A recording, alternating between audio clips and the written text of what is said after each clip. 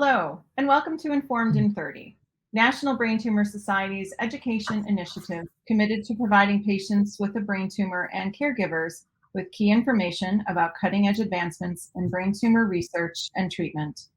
Our topic today is understanding clinical trials.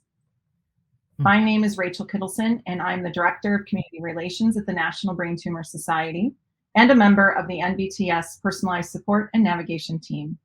Joining us today is Dr. Christina Amidei, Director of Clinical Research, Neurological Surgery at Northwestern University.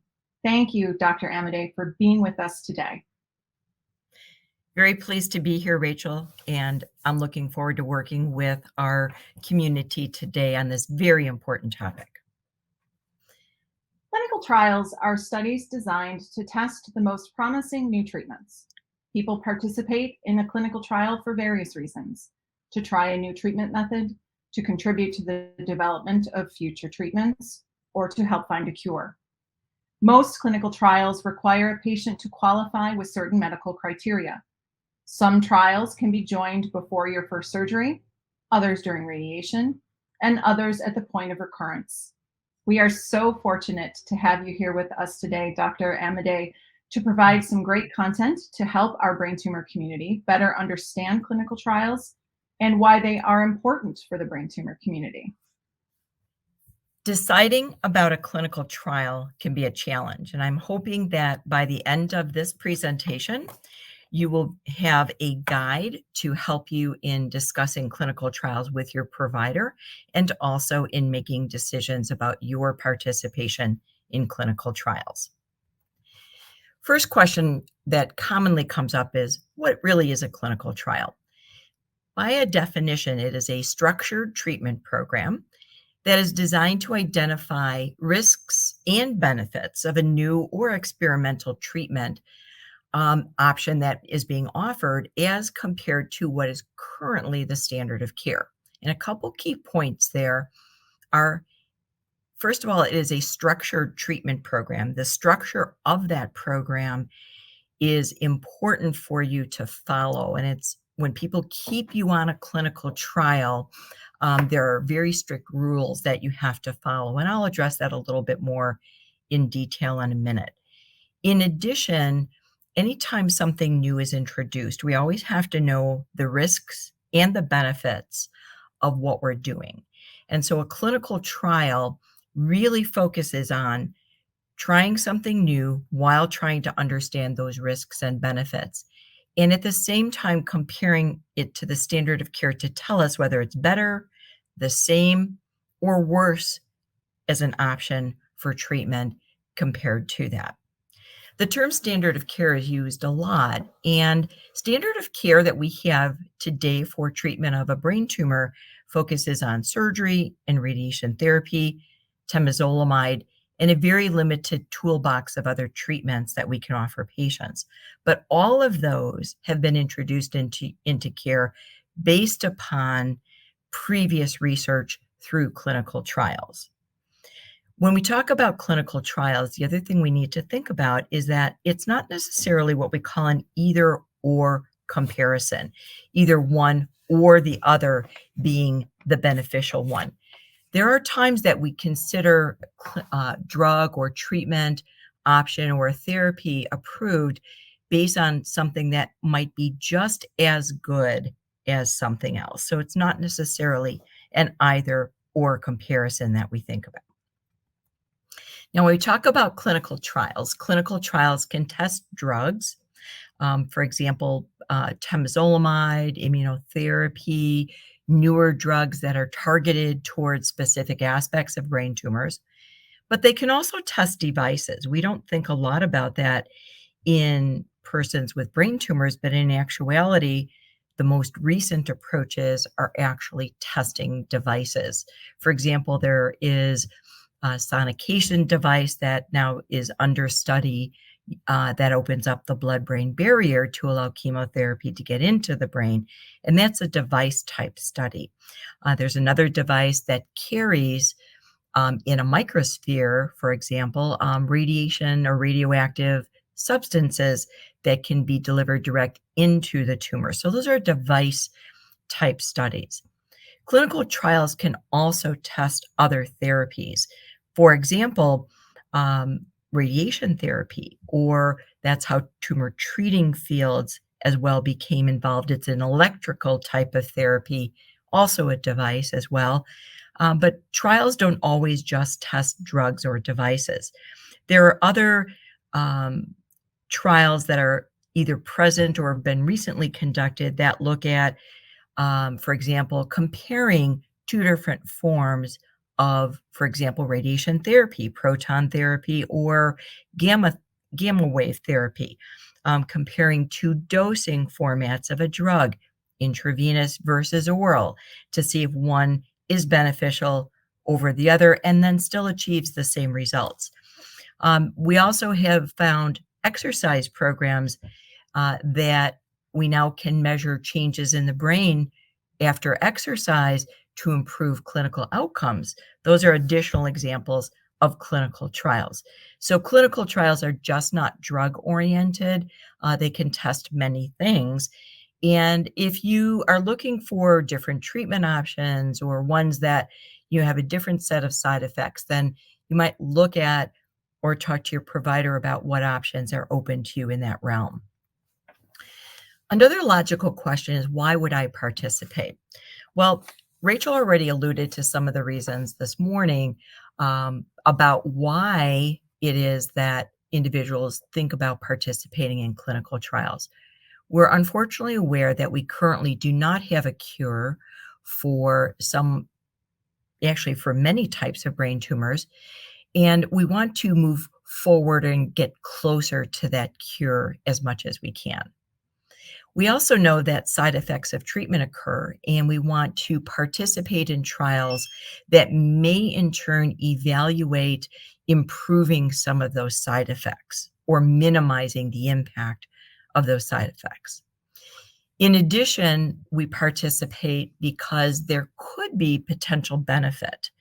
And when anyone talks to you about a clinical trial, they should be addressing the benefits of that trial. You may actually get a benefit from the treatment, or almost exclusively, every consent form will indicate that they can't promise you that you will gain benefit from participation. It does give you access to options that are not readily available to others outside of the clinical trial. Another reason that some people participate in clinical trials is they actually get a closer observation both of their clinical status and overall clinical care. And some individuals actually like that attention and immediate problem solving that's offered in this situation. Everyone, of course, holds out for that idea that you will definitely get some sort of benefit from that clinical trial, that you'll get a long-term survival, that you can get a dramatic improvement in your symptoms, whatever that may be, and that benefit could be there. Also, there's that altruistic approach where some people may participate because they find even if they don't receive benefit, they may contribute to moving things forward in the future and be able to help others. At the end of the day, the reason to participate is to move forward, improving whatever the standard of care is at the moment. And without research, that's essentially not possible. I commonly get questions about phases of a clinical trial and what phase the study is in. It is very important, if you are going to participate in a clinical trial, to understand which phase that trial is in and what that really means. Preclinical phases of a trial are things that we don't yet involve humans in. They're lab studies or animal studies or some people call bench studies. That's the preclinical phase of study. But that information is important and usually contributes to development of what is the first time in human something we're trying in a phase 1 study.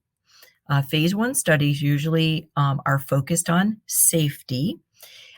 So we want to know first and foremost that we're not causing some harm. So we look first for safety, and it usually involves a very small number of people. It could involve as small as 20 to 80, somewhere in that range. And once we get at least a signal that it's relatively safe, and I don't mean without side effects, but at least safe enough to proceed onward and move into phase 2. Phase 2, we continue to study safety. We're now getting a clearer picture of what kinds of side effects there are from this treatment. And we begin to look for a signal that will tell us that this may have some degree of effectiveness. And there's usually a larger number of people involved in phase 2 studies, could be 100 to 300 people, but it's still a fairly small group for phase 2. Moving into phase 3, the key measure is to measure effectiveness. So this is the first time we're measuring overall benefit of the actual treatment that is being delivered in that clinical trial. We're continuing also to monitor and try to understand as much as possible about the side effects. And in this phase 3 area, there's a larger number of people, usually 1,000 to 3,000 people participate. When we move into phase 4, in phase 4, we monitor long-term side effects. This might also be called what is known as an open label study. We know exactly what the individual is getting, and we're looking for more signal to assure safety for an individual and perhaps get more information about effectiveness. This is often where we begin to separate. Well, we noticed that we had a degree of effectiveness in our phase 3 study, but now is there one group that seems to benefit more from this, and what are the characteristics of that group? I'm going to talk a little bit more about one of the things that characterizes a phase 3 study, which is using something to compare to with effectiveness. And phase 3s will often involve a placebo. So we'll talk about that as we move forward. But the most important thing to know about the clinical trial is the phase of that trial and what that really means. If you're not an individual who's willing to take on very first time something's been done in human, then you're not really a good candidate personally for a phase 1 type trial, okay? If you're not comfortable at all with the idea of receiving a placebo, then you probably do not want to participate in a phase 3 trial. A couple key terms that relate to this that are important for you to know. I've mentioned one already, and that is the term placebo. Placebo is something that is added that is thought not to have a therapeutic effect, okay? Meaning that, classically people think of as a sugar pill as a placebo, but it's something added that we think has no therapeutic effect. And it really helps us determine if the response that we're seeing in the individual is real, if it's due to the therapy or the treatment that's being delivered in the study. Is it due to that, or is it due to something else? We all know the concept of a placebo, that placebos, some individuals can respond to placebos for reasons that are not clearly understood. And in recent years, there have been a few studies where a carrier substance for a placebo, perhaps given intravenously or given in a pill form, may actually have some sort of therapeutic effect that we didn't anticipate. So placebo studies are very difficult sometimes to understand and plan well. Placebo studies in a person, though, or in a study with cancer, the important thing is that placebo studies are actually added to something else as the standard of care. And that's important because on a placebo study, you want to make sure you're receiving some treatment. You don't want to be in a study where you're receiving a placebo with no promise of any sort of treatment. And most cancer studies that have a placebo do have something added as a placebo to standard of care, and that is compared to a therapeutic that is delivered in a clinical trial with standard of care. So it's important to understand that even on a placebo study, you should be receiving some treatment, and that treatment should be at least as good as what is currently the standard of care. There's another term that's used, and that's the control group or a control. This is the term used for patients who receive the standard of care treatment, but are receiving the placebo.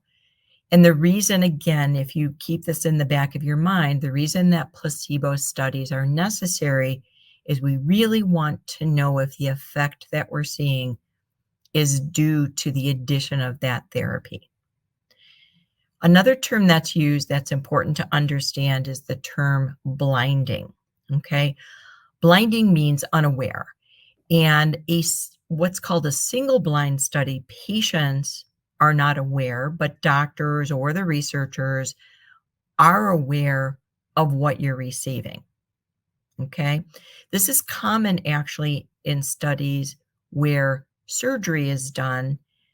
You might be asleep and unaware of what went on at surgery, whereas the surgeon would require being aware, and so that would be a single blind study. More commonly than not, studies are double-blinded, where the patient and the provider, the doctor, the researchers, they do not know whether you are receiving the placebo or study drug, and won't find out until after the study is completed who actually received or did not receive the drug. So those are commonly used terms that contribute particularly to phase 3. Now, I mentioned earlier that there are rules on study. These are very structured clinical trials, and the structure of the trial is stipulated in something that we are aware of as a research protocol. It's a very lengthy document that specifies all the rules that we need to follow and help you follow to conduct the clinical trial. The reason for these very rigid rules is that the rules are important in making sure that the results that we gain at the end of the study are actually useful. If we have a lot of looseness to the trial and don't stipulate these rules up front, then what we end up with at the end of the trial may not be useful in determining whether this therapy is helpful. In general, the rules of a clinical trial are much more rigid than standard of care treatment. They specify who exactly can participate. For example, you might require having completed a certain type of treatment, or you might require a specific biomarker in your tumor. You might need to have a particular functional status or how well you're doing in order to participate in the trial. So those things are specified or stipulated up front, and it's up to the provider to review those with you and make sure that you actually can participate. The protocol also specifies exactly when visits are to be made. They provide, for example, every week you come in and have blood work, or once a month you come in and have a physical examination. And we usually have very narrow windows for when those visits can be conducted. So it might tell us plus or minus 2 days or 3 days or whatever. They also stipulate how often imaging might be done or how often specific treatments are to be given. It also tells us when to start and stop a study, for example, or when to start and stop your treatment. For example, we start the treatment when we've gotten everything in order and we know that it's safe for you to proceed. And we stop when you've completed perhaps 6 cycles of treatment, or you've completed a certain period of time on study. So though all of those rules are rules that we continuously refer to when we talk to you about clinical trials. And the reason it's important for you to know these exact things is that sometimes these rules are more rigid than what you might want to tolerate, and you have to take that into consideration when deciding on a clinical trial. The rules that you need to follow from your perspective are stipulated in an informed consent. And that informed consent document is usually presented to you after the provider explains the study to you, and then you have a chance to review it in detail and tells you step by step what it is that you need to do. The informed consent also reviews all of the risks, usually in great detail, and sometimes more detail than you feel comfortable knowing. But it's important that you understand that this treatment is a new treatment, and it may not work for you while it works for others. It may have side effects that can be worse than the standard of care for you. You need to understand what the risks are for you in that particular circumstance. But I also remind people that when they're reading an informed consent, that just because all of those risks are stipulated in that consent doesn't necessarily mean that you're going to experience all of the side effects or any of the side effects. Everyone is an individual. And that's one of the reasons that we closely observe you whenever you're on a clinical trial, to see how you're tolerating things and how you're experiencing and responding to treatment and the risks that you do experience. Because of the risks, sometimes we do additional blood tests or more frequent MRIs than you might be used to, or more frequent visits to the provider, especially when something is in an early phase or the first cycle of treatment. When you're reviewing a consent form, there's an entire section. It's usually the longest section where the risks are spelled out.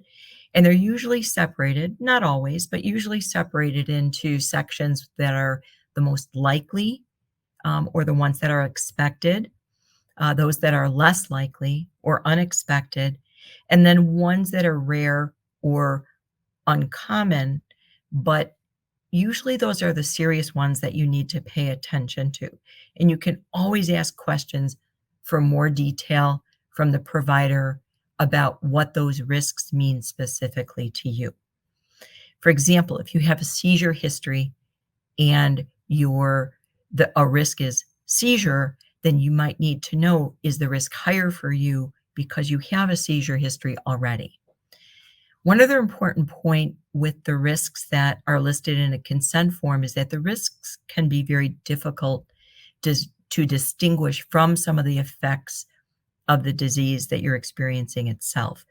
So if you have a potential side effect of headache, but you also have headache not being on trial from the presence of your tumor, then it can be difficult to distinguish whether the risk you're experiencing is from the tumor itself or from the effect of the treatment.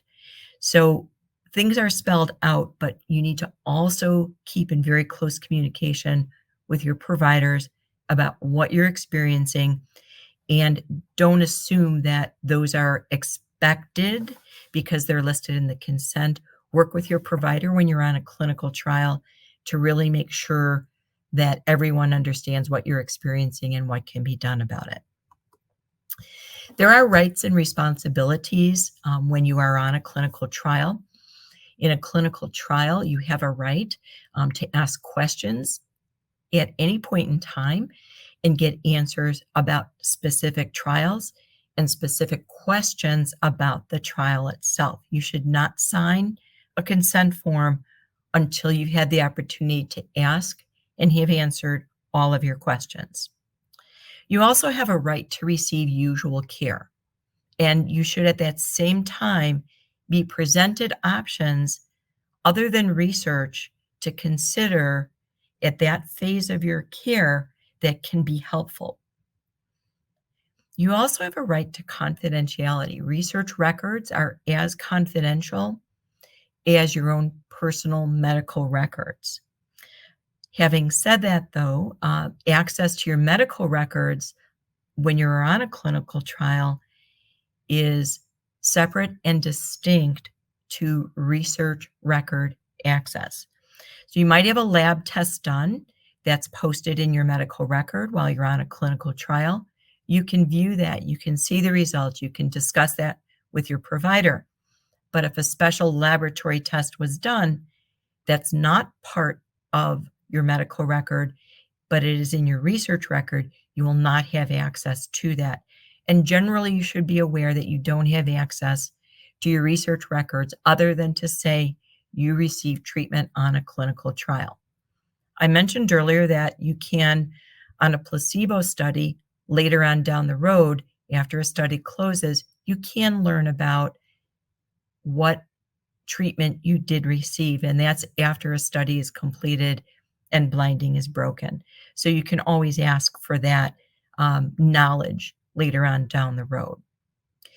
The responsibilities that you have in working with your providers when you're on a clinical trial are the very things that we talked about.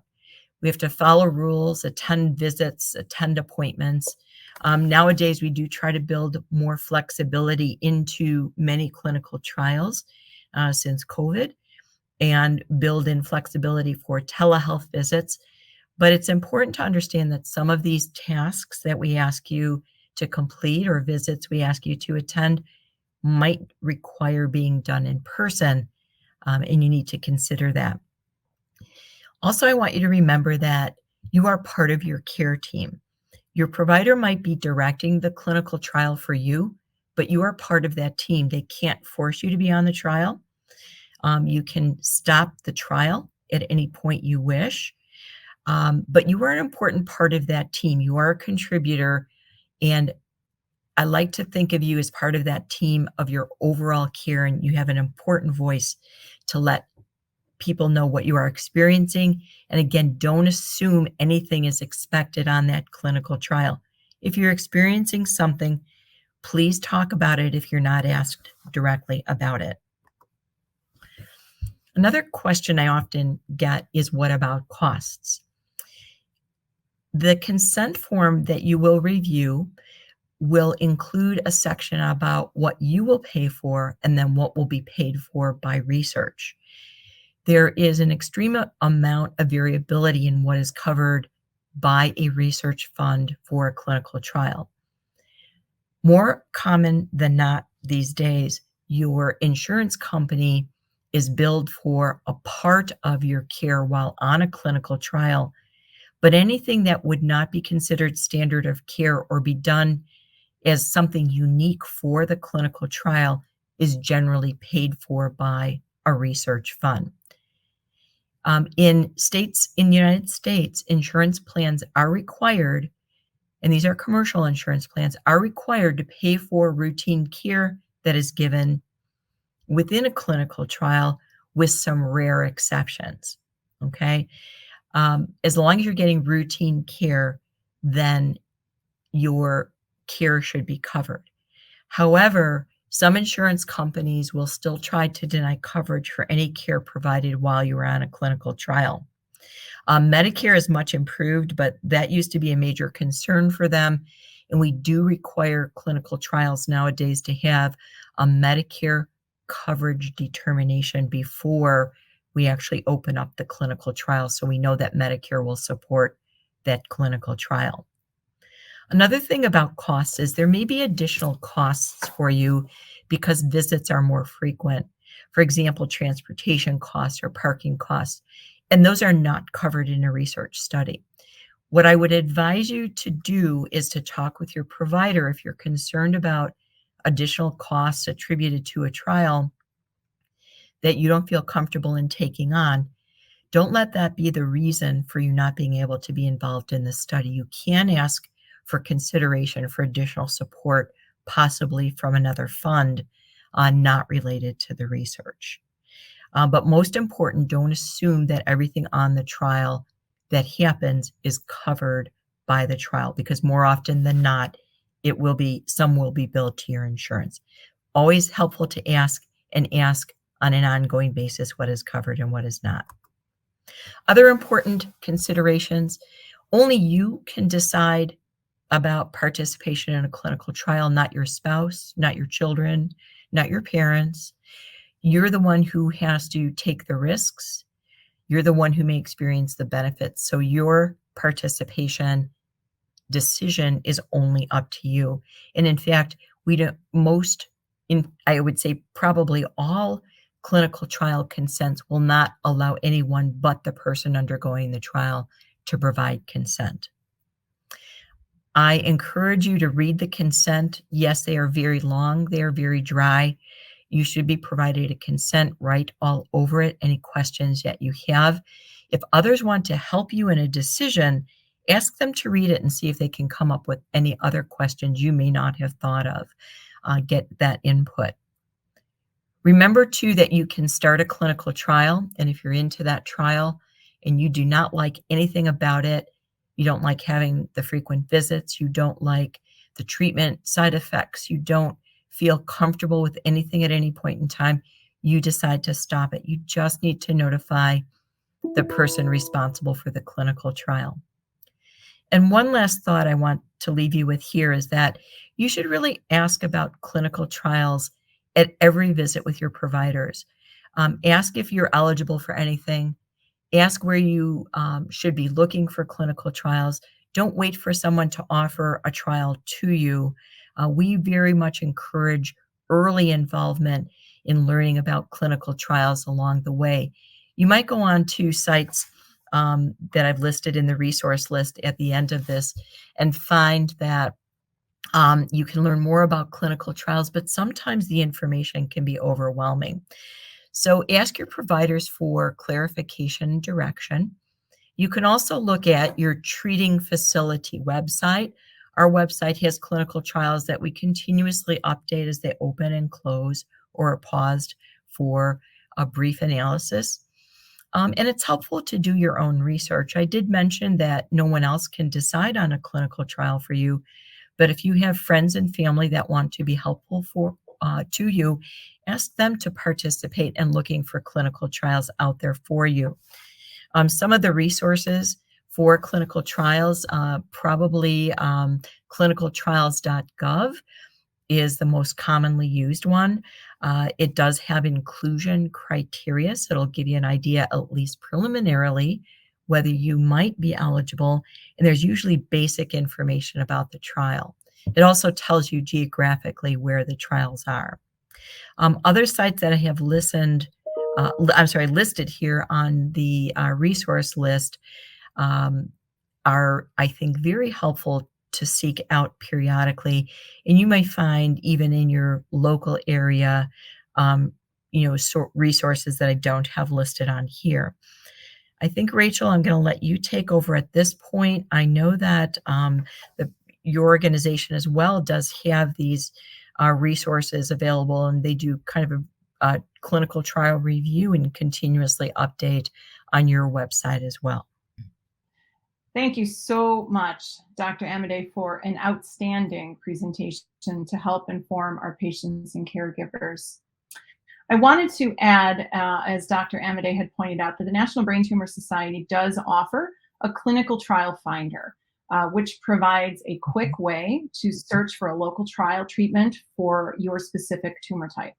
The trials that are included in Clinical Trial Finder are listed on clinicaltrials.gov, which we have just mentioned, a service of the National Institutes of Health. A link will be provided at the end of this presentation and can also be found on our website at braintumor.org. Mm-hmm. We have gathered some questions from our patients and caregivers to help further understand clinical trials and how it relates to them. I do have to say that your presentation, Dr. Amidei, really addressed most of the questions that we have gathered. One of the things I wanted to pose to you was about traveling. We talk about local clinical trials. Will folks have to travel if they, or travel far if they wanted to participate in a clinical trial? So that depends, of course, geographically on where an individual lives, but clinical trials may be available close to home. There's a number of efforts that actually are geared toward clinical trial availability in the community now. You don't necessarily have to be in an academic medical center. So there's more and more availability these days to allow people to stay closer to home. Another thing is even if you do need to travel a distance to get access to a clinical trial, there may be some things that can help you. For example, you can possibly consider some of your visits being telehealth visits and having testing done being close to home on those trials. That's an important question to ask. And then if you need to, travel once every other month or once every few months, it may be more palatable then to think about that traveling. In addition, some trials do offer the opportunity to have travel expenses covered for you and a caregiver. So I would ask that up front.